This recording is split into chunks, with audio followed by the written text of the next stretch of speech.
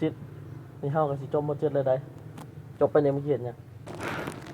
แม่กูเราซื้อตัวเลขไว้เลยแล้วว่าสิให้กูไปเฮียนอยู่อิตาลีเราซื้อคอนโดแถวฮอไอเฟลไว้มึงได้ซะดีเนาะมึงเนาะได้เฮียนต่อเขาต่างประเทศมึงกูนี่นะเฮาบ่ได้ไปเฮียนต่อแม่กูก่นขากับเพิ่นยังคาอยู่ให้ไปคาอยู่คนลงเหนือครับผมปัดชวนมึงเลยซะปัดจบมาจากชั้นสูงนะมึงสิไปเฮ็ดหยังบัดนี้ดีนะมึงนี่จบมากับมึงมีธุรกิจเป็นของตัวเองแต่กูติว่าจะจบมาแต่อิตาลี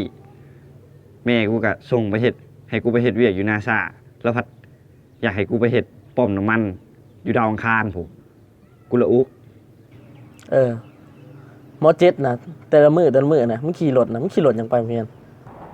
ใจกูนะไปขี่รถ Lamborghini Aventador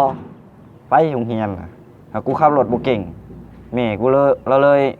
ให้บริการไปส่งมึงได้ซะขี่รถยังไปแต่ละมือส่วนกูนะอย่าขี่เฮือน้ำไปแต่กูยันรัฐบาลไทยจับกูแม่กูเลยชื่อยนต์ส่วนโตให้แบบขี่ยนต์ไปเลยนะแบบพ่อลงเฮียนแหละแล้วให้กูโดดลงเลยยนต์นะมุนกระยามันเราเชื่อไหมแป๊บเชียวแป๊บแม่กูโทรมา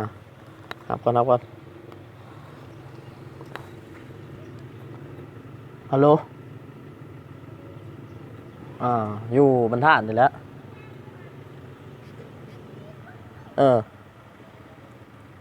เดี๋ยวเขาก็เมื่อเรา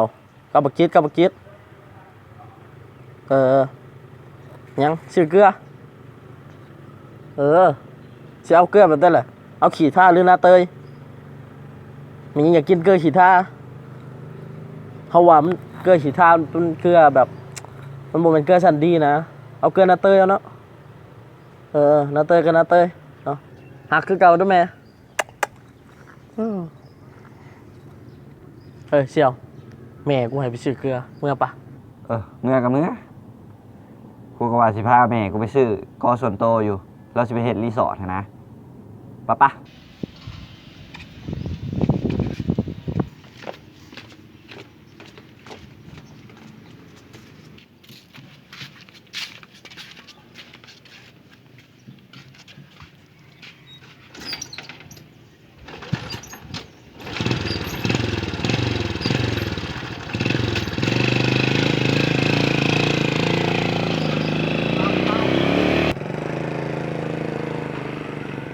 โอ้ยหาชื่อกูคิดว่าชิวรวย